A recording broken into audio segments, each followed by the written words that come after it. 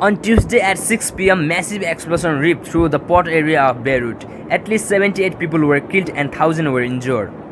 It began at 6 p.m. with the fire at a warehouse in the port, few small explosions as if from firecracker, and then the giant blast. A plume of white smoke turned pink and then red, and fire burns for an hour. What happened is like Hiroshima and Nagasaki explosion. Nothing remains, Beirut Governor Marhon said, inspecting the scene of explosion. It is still unclear what exactly caused the explosion, which appeared to have been centered on the city port area. It was earlier blamed on fire that broke out.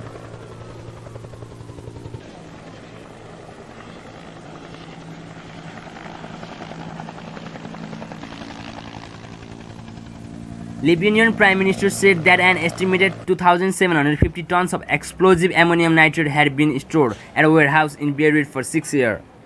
Trump said it looked like a terrible attack during his opening remark at White House. He said, "Our prayers go out all the victims and their family."